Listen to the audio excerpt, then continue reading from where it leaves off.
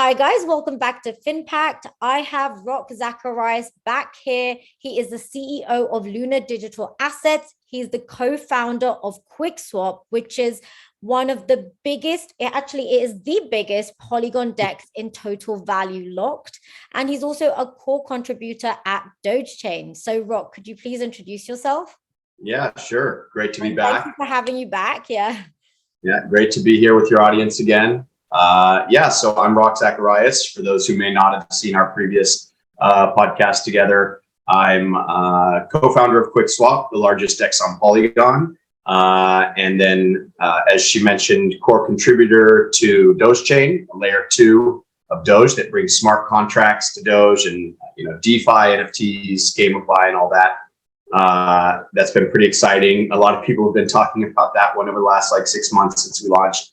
And then I'm also CEO of Lunar Digital Assets, which is a marketing and incubation firm that is responsible for QuickSwap, Dogechain, Polygon, and a lot of other well-known names. A great experience track record. So I'm sure our users are going to be so interested to know a little bit about what you think about what's been happening in the market. Because last time we spoke, the market was in a bit of a sticky situation. But recently we did see that even though the Federal Reserve is adamant on increasing interest rates, there has actually been quite a bit of resilience in the crypto market. We have seen Bitcoin's price rally. So what do you think of the current market landscape?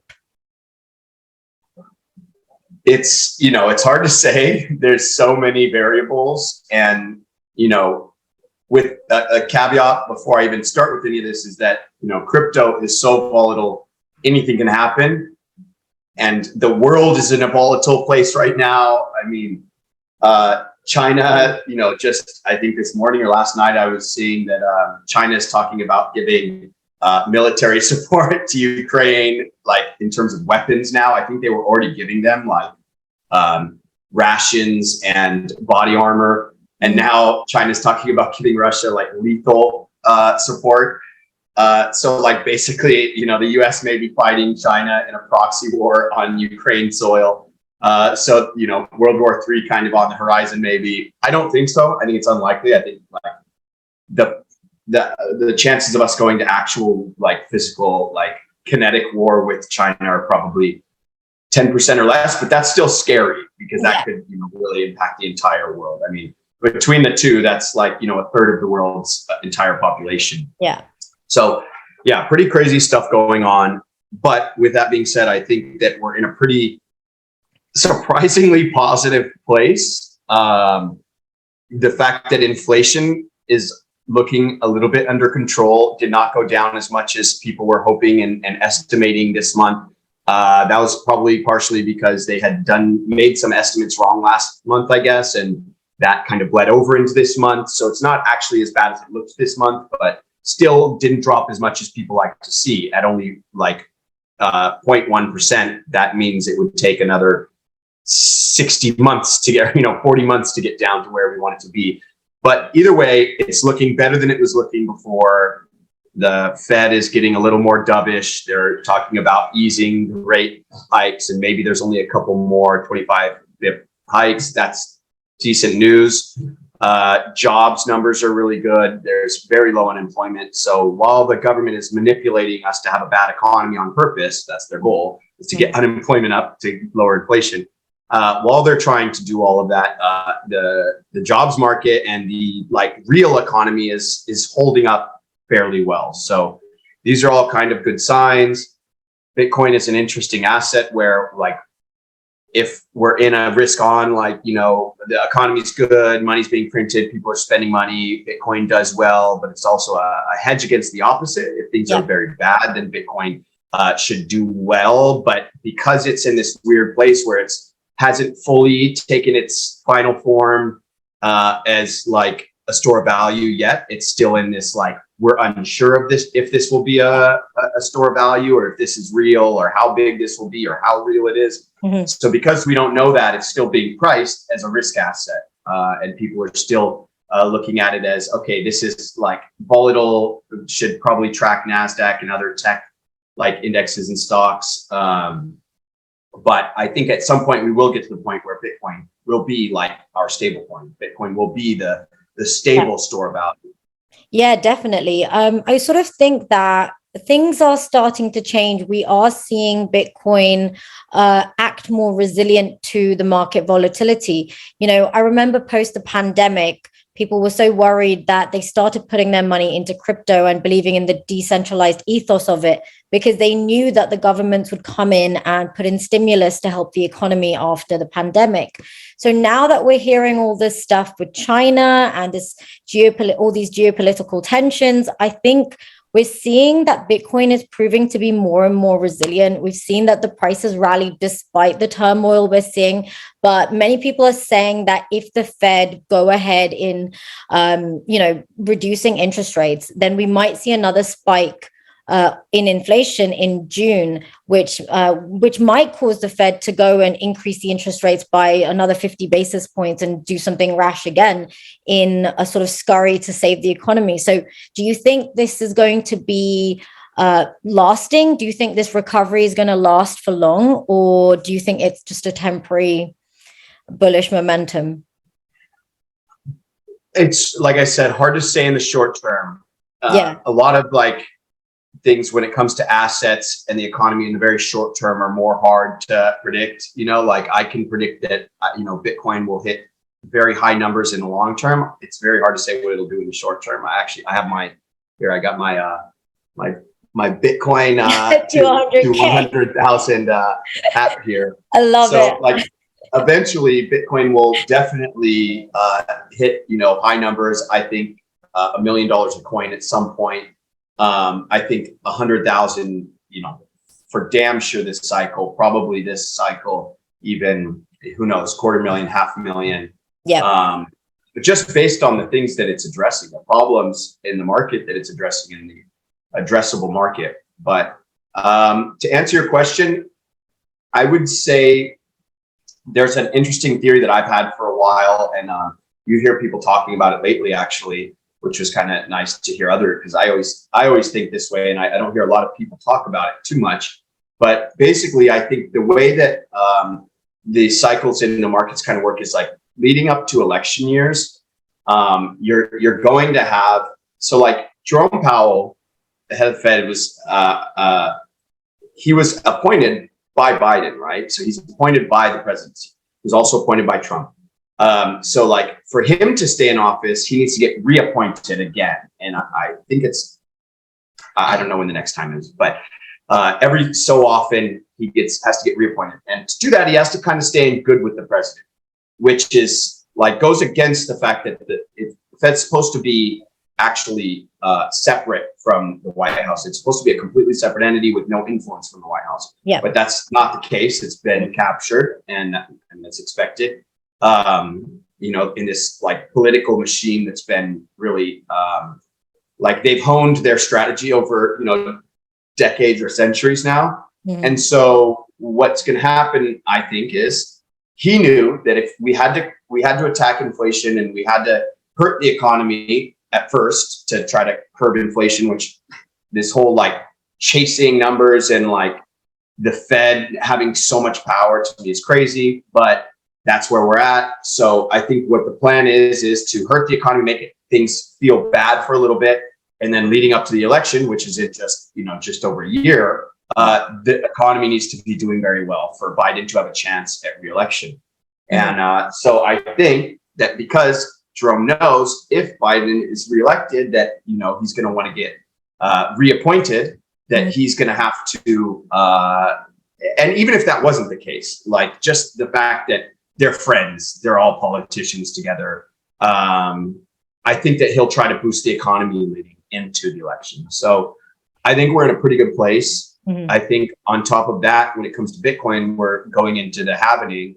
So the halving, because we've had an abnormally high hash rate, actually, surprisingly for a bear market, the hash rate's been climbing, largely because there's a lot of North American miners and others who have been building and making future bets on this, kind of almost like call options on Bitcoin's future. Mm-hmm. So you've got a lot of people contributing to hash rate, and that's made the hash rate high, and that's made the halving actually pull forward. So it was going to be, or it was estimated to be, because it happens every so many blocks. 210,000 or 210 million, whatever. But so it was supposed to be in, I think, May, but now some estimates are putting it at it possibly as early as December of this year now. So the halving could be only 10 months out, or maybe more people are estimating like maybe around February. It really depends because the hash rate is the variable. It's not based on time, it's based on blocks. Yeah. So either way, usually the year leading up to the halving, you see some like consolidation and like the bottom has been found, the prices start to rise, and then at the halving, they start really like going on fire. And then, months after the halving, they peak.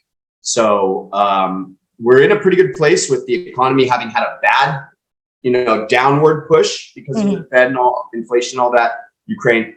And then now it's almost going to be perfectly timed, possibly with like the upward with the election where they need the economy to do well, and with the halving. And, just coming off of bad times, usually there's good times kind of after that. If it's overly sold, then you'll see some rebound up. So like timing might be really good. And we're kind of seeing this in these markets. I hope that answers your question. No, that was a very greatly explained answer. So going on to sort of the developments we've seen in the crypto markets, of course, everyone on this channel is a Polygon fan, and I've been a fan of the blockchain for a very long time and made a fair few videos. And, they've just been having developments after development. I think that's where I first saw your videos, I believe. Was really one of my Polygon ones. Yeah, no, it's been one of those that kind of came out the blue and just has been absolutely smashing it. I mean, the number of partnerships Polygon has had is unbelievable. I mean, they just launched a bond with, I think, Siemens, was it? Anyway, they've been having partnerships. So much news coming. I saw the headline. I didn't click it because I'm just busy, but there's just like every day there's a new part. The day before was Square Enix. Yeah, definitely. My Final Fantasy VII is like one of the greatest games, if not the greatest game of all time. That whole series is just incredible. Yeah. By Square Enix. So like my childhood, boy, when I see that partnership, I mean, that's bigger to me than like the Nike or Instagram partnership. Yeah, I mean, for a gamer, definitely. It's crazy. They're tapping every different market. I mean, Instagram, that's probably more my thing.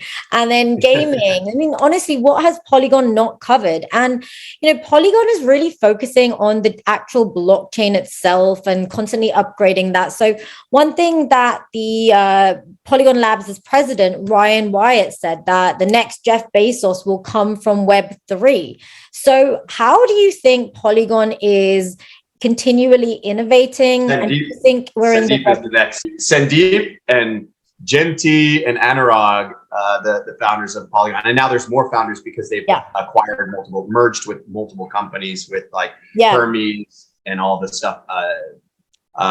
Mirror, which is Polygon Zero now, and like I do agree. Sorry to interrupt, but I agree with you. No. And also great. It will be someone from Web3, and it'll probably be the Polygon team.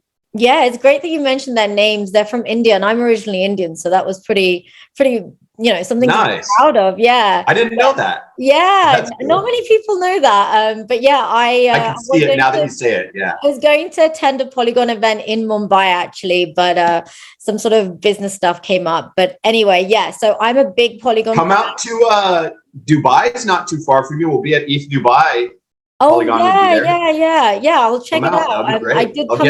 I think the tickets are hard to get, but I'm pretty sure we can get you a ticket if you want. That would be great. Yeah, I went to the Crypto Expo, and I think just honestly the number of projects I've been seeing come onto Polygon has just blown my mind. So yeah, what do you think is the future for Polygon and the Web3 revolution, and how can we link this into QuickSwap? And if you could tell us a little bit about what's been happening with QuickSwap.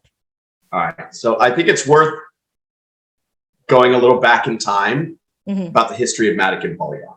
So Polygon started as this plasma chain. At the time, there were things like OMG, Omize Go, which was a big ICO in like 2017. And Vitalik was an advisor to that, and had Omize Go stickers on his laptop, and everyone got real pumped up about plasma. And plasma looked like a very promising technology. And at the time, we were unsure of what the scaling for Ethereum would be. Was it plasma? Was it something like Lightning Network for Bitcoin? So there was like Raiden, was one that I had invested in, and I was just kind of betting on all these different things, on OMG, on Raiden, and a bunch of different projects. We're trying to figure out how to scale Ethereum. Well, the Polygon team took the Plasma bet. Now, OMG was not able to execute very well on this, unfortunately. Surprisingly, with having Vitalik behind them, a lot of money and tons of money made from like people buying the token and their ICO and all that. So they weren't able to execute. Polygon was able to execute on it, but Polygon, because the technology turned out to like probably not be the most efficient, hard to use, Polygon became a hybrid, or Matic at the time became a hybrid chain of Plasma and proof of stake.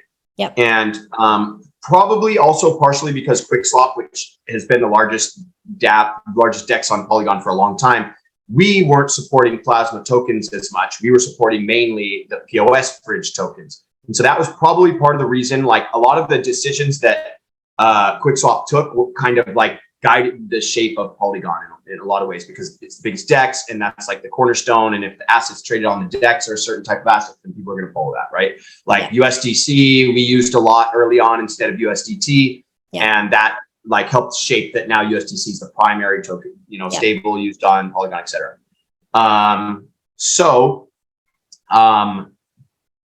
Matic decided that they wanted to be, very early on decided they, from the inception, wanted to be as aligned with Ethereum as possible. Yeah. But a lot of Ethereum didn't agree. And a lot of these core Ethereum people in the very beginnings saw Matic as a competitor, it's not a true layer 2, it's a side chain, it's competing with us, even though the data checkpoints to Ethereum, the entire Matic validator network is on Ethereum. Yeah. And everything they've ever done has been to support Ethereum through hackathons and support, sponsoring, ETH by Denver and like all these things, like doing everything to follow the Ethereum ethos and values and support them in every way and never badmouth them, like many other of these like ETH killers tried to. So Vitalik never mentioned anything about Matic for a long time. It was very weird for, I don't know, a couple of years at least. Yeah. Finally, he came out on the Lex Friedman podcast, and it was very touching for us who are fighting so hard for Polygon and to be aligned with Ethereum, and like me being an Ethereum lover and having first bought Ethereum at $13. But finally, he said, "I really do support what the Matic team has done here, because there was a lot of people who left to do like Tron and EOS and Cardano and Solana and all these, Ethereum killers, but what Matic did was said, we're going to stay aligned with Ethereum. We're going to do everything we can for Ethereum. And Vitalik had a, talk with them, and they acknowledged they want to do more to be aligned with Ethereum. They want to build new chains or added security that could make it a true layer 2, where it is rolling up like through either optimistic rollup, ZK rollups, all these different technologies. To roll up truly to the Ethereum chain. And so Vitalik said on the Lex Friedman podcast that they did the quick and dirty thing to get something out while the gas fees were, anticipating the gas fees would go high, and that there would need to be a release valve for Ethereum, or people would leave to these, quote unquote, and failing ETH killers. So then when Matic rebranded to Polygon, the idea was it's not just a rebranded name, it's a rebrand in the entire philosophy of the chain, and that now it became not just one POS Plasma chain, it became an ecosystem of chains, the Polygon ecosystem.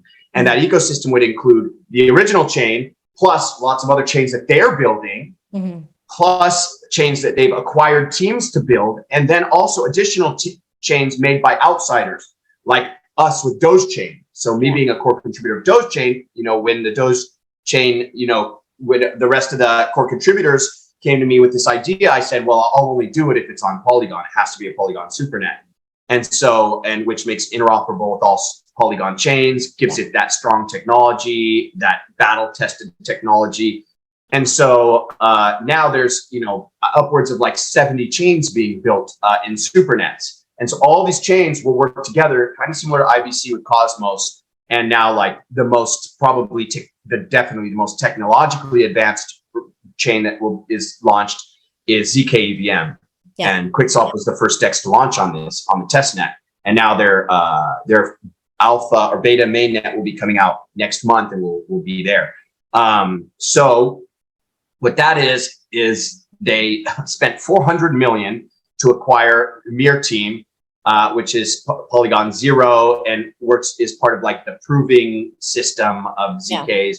I'm not a dev, but I'll do my best to explain this. And then they acquired Hermes, which is like, I guess, the core engine, I think, of ZK VM. Yeah. And then other teams as well. So they put 3 teams together to work on this. And I think Maiden is the third for this part. They acquired a lot of teams, by the way. And so there's other things they're building too. Yeah. Like they're working with Ernst & Young to make Nightfall. Ernst & Young's one of the big 4 accounting firms. Yeah. Nightfall's a privacy-oriented chain that as an accounting firm, you would like respect privacy. So anyways, so yeah, they acquired 3 teams, 400 million, 175 million for Hermes, and then Maiden, I forget.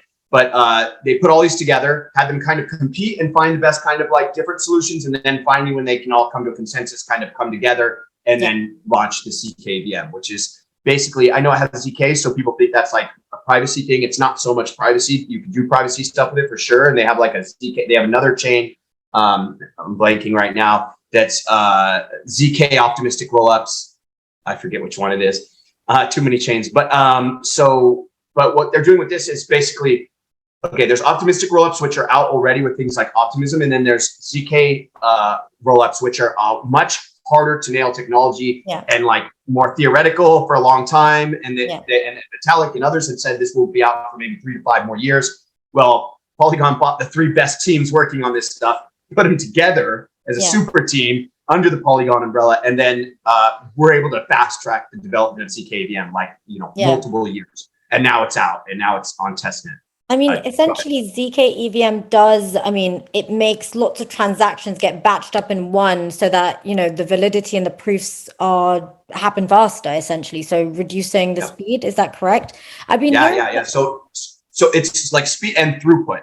The throughput's the big thing. So like if you have a AAA game, like, League of Legends or like something, Fortnite or something like that, whatever Square Enix is building for Polygon now, you can't do that on the Matic POS Plasma chain very well. You could, and there are teams that have done this and they're working, but you have to take a lot of the logic off chain, which isn't ideal for decentralization and for like, knowing that it can't be cheated, etc. It works, and there's a lot of people who've done it, but the holy grail of gaming on blockchain would be to have these rollups where you process the transactions, the headshots, and the all the FPS, the frames, and and first-person shooter and frames per second, but you process all that on or not on the chain, off the chain still, but in a way that you can prove that was calculated properly on the chain with these proofs. So you can do like 1 million transactions off chain and stamp it to Ethereum using a 45 kilobyte, little proof.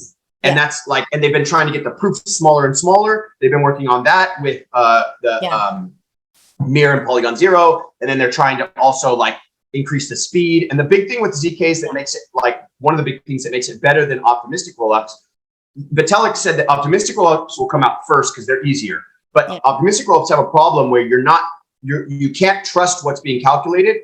There's like, well, there is a trust factor involved. You need to trust that the calculations are correct, but then you have a 7-day waiting period where you can contest them because they could give a wrong calculation. The validators are the people putting the information. So they could give a wrong information, and then you have 7 days to contest that. That results in this crappy 7-day withdrawal window where you have to withdraw assets from like optimism in 7 days. Similar to the Matic original Plasma system. But with ZK EVM and ZK rollups, there's no withdrawal time because you can prove right then and there that the answers are correct with a little 45 kilobyte stamp. So anyways, Polygon is doing crazy stuff. They're doing this crazy stuff. They're putting all this together, and they're going to actually make it too. So like Dogechain and other of these chains that are building, like I just had a call with a bank, one of the biggest banks in the world, actually, in Latin America, that is building a Polygon Supernet chain and wants QuickSwap to be there. And so like, now banks are going to start using the ZK technology and all these other things. So like Dogechain, we can incorporate the ZK technology as a layer 2 of Doge, which uses Doge for gas for these transactions and things. So like, it really incredible what they're doing. I mean, they're gonna like, so I was very bullish on like Cosmos previously, because of their technology with their IBC, where you could move assets between any chain in the Cosmos ecosystem very simply because of this core like IBC infrastructure. Yeah. Still very bullish on Cosmos, still think they're doing great things, but I have to say, I'm sorry to all my friends at Cosmos and the projects we work with there, but I think that Polygon is pulling ahead very rapidly. Yeah. And so Cosmos, while I still think is incredible technology, and like actually part of the idea of like, you know, Polygon supernets and having multiple chains that intercommunicate is from the Cosmos, like that. I'm sure they got some inspiration from that. Yeah. And actually it was people from the Polygon founders that introduced me to Cosmos teams originally. So that got me into Cosmos. And like the Indian Cosmos teams are very close to the Polygon Cosmos teams. Yeah. But anyways, I just think Polygon's pulling ahead, and they're pulling ahead like a freight train. And it's really insane the things they're doing and how many partnerships they're working with. I mean, Ernst & Young, I mean, I think JP Morgan, I mean, Nike did their NFTs. Now you have Solana having their problems, and what's happening? A lot of their biggest projects are coming to Polygon. A lot of their games, their biggest NFT marketplace, Magic Eden, which we may be announcing some kind of partnership for that. QuickSwap in the near future. And then Utes, DGods, we may also be talking, like, so all these different people are coming to Polygon from Solana, and a lot of them see Jump is also wanting to do big things here, and Pith, Chainlink competitor Oracle is wanting to come here, and a lot of these see QuickSwap is a great way to enter that ecosystem because we have the largest community within Polygon, is the most like OG kind of DApp alongside others like Obagachi and QiDao and some of these other like grassroots Polygon projects. Right. Well, that's such exciting news for Polygon. So lastly, can we talk about the version 3 of QuickSwap? Because I've been, looking at some of these features you guys have with the gamma pools, and the returns are pretty incredible. So can you give us a little bit about that? Look, you know what? Let me pull up. I think I might even have it from last night. It updated. Cool. So yeah, so pretty crazy right now. Okay, so first I'll explain what our V3 is. So Uniswap, launched V2. We were just a fork of Uniswap originally with a bunch of extra features that we added, and we were good at building the community within Polygon. That was the core value thing. Is it was Uniswap on Polygon. We built the community. We were there with the community from the early days of Polygon. Like my other company, Lunar Digital Assets, was working in marketing with Polygon, like doing a lot of helping them with their blogs and their socials, and getting them in front of content creators and educators like yourself, and PR, et cetera. So we were working with them from the beginning. We created their ambassador program, so we were very close to the community. And so when we launched QuickSwap, we were like tapped into the community. We were there. We were, the people there when Polygon was under a penny, and people had not stopped believing in it. And I was saying to everyone, guys, like, trust me, like the investment thesis here is that when Ethereum blocks get full again, which they will, and they did, that Polygon will be the release valve, and Polygon will have its time in the sun. And we were able to keep a lot of the core people, like the OGs, believing in it. And then the rest is history. So yeah, we launched QuickSwap, built the community, added a bunch of features like our Dragons Lair staking, gave all of the tokens basically to the community. 97% we gave the community. 3.25% came to the founders and advisors. I, as a founder, got nothing. I actually, I got nothing directly. Lunar Digital Assets got 1% of the supply. Through 2 years of working, now over 2 years, I've gotten from my normal pay from LD, I got like 1/4%. So we gave everything to the community, and I've never sold $1 of that, by the way. Actually, I bought a ton more. Wow. So it's pretty much lost if you haven't sold it. Yeah. Still haven't sold it. Maybe never will, because now it's part of my identity. But I had to pay taxes on that, by the way. I had to sell other assets. It is locked, eh? Huh? So it really is locked, like the equivalent. Basically, yeah. It's public. My wallets are public. Yeah. So tell us a little bit about the gamma pools. Yeah. So we launched now our V3 to compete with Uniswap's V3, because they launched their V3 on Polygon, and we're pulling a lot of volume from us. And we're still the largest by TVL. They passed us in volume, but we're pulling that back rapidly now with our V3, which is very similar to Uniswap's V3, but actually has some benefits over V3. Like we have dynamic fees. So they have multiple pools. You can do like a 0.05% fee pool, a 0.30% fee pool, 0.1 and 1%. You can choose between these, right? Kind of splinters liquidity in a way. So we decided let's have one pool for each thing, and it'll have these dynamic fees that will help the LPs to have less impermanent loss. So when the volatility is up, our fees go up with the volatility and protect the LPs from impermanent loss. And like a risk reward, essentially. What's that? So like a risk reward, essentially. Your fees go up. Yeah. Okay. Right. Yep. And so then we recently, that's been launched for a while, and we wanted to like let it become battle tested before we really pushed it. So it's been out for like 5 months. Now we launched our Gamma, which is liquidity management service. It's similar to a Rockus on Uniswap. So Gamma allows you to, because V3 requires active management. If you put ETH USDC, $100 of each in a pool at like, plus or minus 10% of today's range, because it's concentrated liquidity. It's not like the whole range, like V2 is 0 to infinity. Now you can put like minus 5% price, plus 5% price. But if the price goes up, you'll be out of range. And so our Gamma protocol will keep you within range. It'll automatically manage those ranges for you in a decentralized way, which is really cool. So we launched those, and we're pumping massive rewards to those. So I think with our price spike yesterday, I think we're pumping like $1 million or more of rewards into this Gamma pool monthly. So the rates are crazy high for 2 reasons, because the trading fee APY is high, plus you get the farming, that $1 million we're giving out each month. So right now, for example, on ETH USDC, you can get 76% by putting your ETH and USDC into this, by getting 52% in farming APR and 24% in the trading fee APR. And as more money goes into those, actually the trading fees actually stay the same or even have been like increasing, because it just makes it more competitive within aggregators. So the farming will go down if more people come in, because they're splitting the pie and more diluted, but actually because our price has been going up, because this is succeeding, and because of something else we have coming out that I think got leaked, our price of our tokens going up, which is just making the rewards get stronger and stronger. So yeah, if you want to put like, ETH USDC, Matic ETH, if you have Bitcoin ETH, what else? Matic USDC, Matic Quick, all these different pools, Matic USDT, tons of, let's see if we can give a shout out to any of our friends. ETH My, Bitcoin in My is the cheat out like grassroots project.